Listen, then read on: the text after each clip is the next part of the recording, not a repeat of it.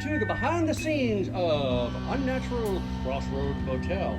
My name is Kelly Stymack, and join me as I take you behind the scenes of how we made this awesome short film. Once we arrived at the location on May 23rd, 2024, Paula and I went inside the house to see what we had to work with. At first glance, we knew we had some rearranging to do, including covering a vast gaping hole in the floor in the hallway. We had to get our hands dirty and move some boards, cabinets, sidings, and a bunch of pile of wood. I didn't expect my camera guys to jump in and help as they did, but I'm glad they did. We got it all cleaned up and set up to shoot our scenes. It was now time to set up our media village. We unloaded the truck, set up the canopy, tables, chairs, we brought out the coolers, and we unloaded all the gear under the canopy. My security showed up to watch the set. I sorted out all the gear, even started setting up the cameras. We are now officially ready to hit the ground running. Now let's dive into the technical marvel of the sidewalk scene. We orchestrated a 12-foot track dolly system complemented by a mobile 12-foot jib. This ingenious setup, a testament to our technical ingenuity, allowed us to execute a seamless, smooth drop down, pan across an iron fence, followed by a swing over the sidewalk to capture the approaching car of Paula and I. We ensured its stability with the Sony FX6 mounted on a fluid head and a 75mm bowl. We securely attached it to the swivel plate on the jib head. The camera operator maneuvered the jib, while the second camera operator skillfully zoomed in as I stepped out of the car.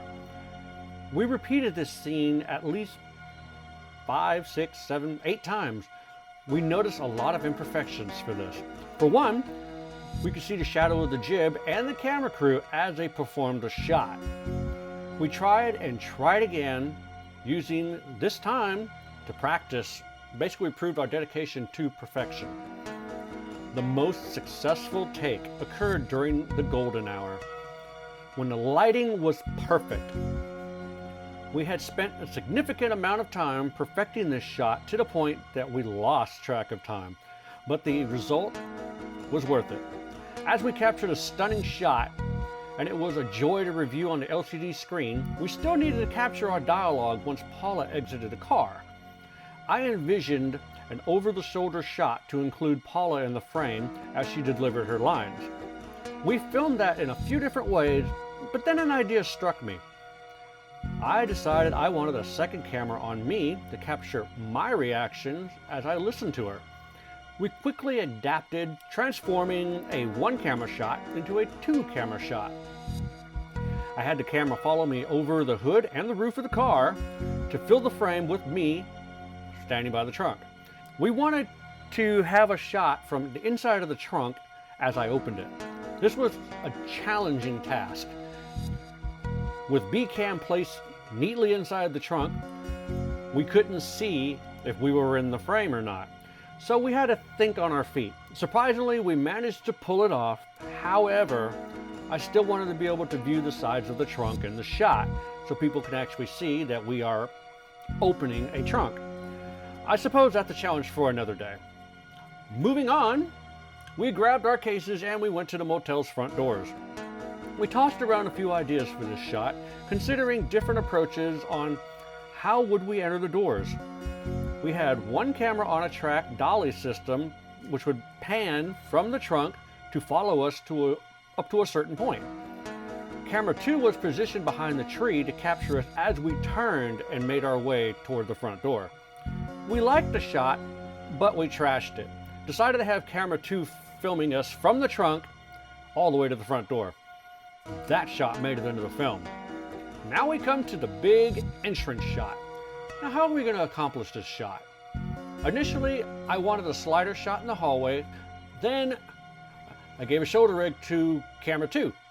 Camera 2 walked up near the stained glass door, which added that kind of a creep factor to the shot. And to enhance the effect, he started filming from a hole in the wall and panned across the door as we walked in. The door was smudgy and dirty, but it really sold the effect. We also wanted to have another slider in the adjacent room to get our sideways view of us coming in. I didn't like that shot either because it was zoomed all the way out and we could see the sides of the mat box. Originally, we had a total of 4 cameras strategically placed in and around the lobby area of the motel. I mean, I wanted 100% coverage. Ultimately, we went with the Sony FX placed up on the staircase landing, shooting down at a more than perfect angle. Once inside, I dropped my cases off, whipped out a flashlight to see what we're walking into. Paula notices a picture on the couch resembling a missing girl from her FBI folder. Here's the funny part. The picture was supposed to be blown out of her hand by a leaf blower to add some dramatic, creepy effect, but it would end up drowning out Paula's dialogue. So unfortunately, we scrapped that idea and we opted for a more straightforward approach. She just tosses the picture out in front of her. The shot added the right amount of tension and intrigue to the scene. Then we noticed a blue glow coming from down the hall. Well, of course it's blue. There's loads of blue RGB lights strategically placed throughout that room. Earlier that day, I went in and set up the AGS self-illuminating green screen in the corner of the room. When it came time for us to go in there, the blue RGB lights were all turned on. I shot a nice pan from right to left showing the room and the AGS, which would later enhance for the ghost visual effect. As you can see, we somewhat had a plan to get the shots that I wanted. Our lead actor arrived and we had to rush to get him into makeup. While our lead actor was getting ready, I returned to the house with my camera crew to discuss the lighting for a few shots when Paula and I encountered the ghost in the mirror. And, of course, the arrival of the Crossroad demon. I wanted moonlight coming through the blinds, casting a blue light into the room, blending moonlight with skin tones, like the screenshots that I got from ShotDeck. At first, my crew placed the GVM P90 LED light on a light stand and rigged it to a 20-foot ladder. Man, I wish I had a picture of that. Once we went into filming, we noticed the outcome that we looked like Smurfs. It was way too blue. And to top it off, we had a fog machine blasting blasts of fog into the room. I mean, the fog machine was on full force. We delivered our lines in the blue haze. I was getting aggravated between directing and acting, forgetting my lines and coughing due to the fog machine, which showed in my acting. You can tell I wasn't acting, but telling it like it is. I've heard that some acting is best done by instinct.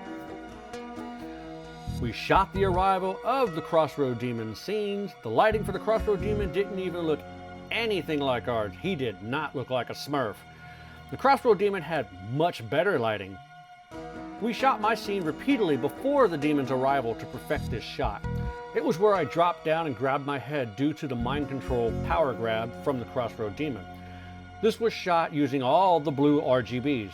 I felt that really sold the shot. Then it was like a major overhaul. The lighting just changed when all the RGB lights were turned off. We packed a few white 56K LED panels to bounce off the walls. We shot the entire scene with the arrival of the Crossroad Demon. It was getting late, and we called it a night on Saturday, May 23rd, 2024. After packing up the gear, everyone left for the night. I spent all day Sunday going through all the footage, labeling all the good takes, placing shots in order, and of course dropping them into the timeline in Adobe Premiere. I spent countless hours on this edit. By 10:59 p.m., I had a rough cut of the edit, and it was ready to be turned in. You'd think that we were pretty crazy to shoot on Saturday and edit it all on Sunday, but that was our commitment level for this project. So, guess what? We're back at it again. It is now May 30th, 2024. We are here to do it all again. We arrive, we unload, set up the canopy, build the media village. This time, I brought in a video cart with 2 monitors and a director's wireless monitor system. I actually set up a camera in the back to video the Media Village because, well, this time around we didn't have any security. We didn't plan to stay here until 4 a.m., but that's another story. My crew started arriving and we reviewed the day's shot list.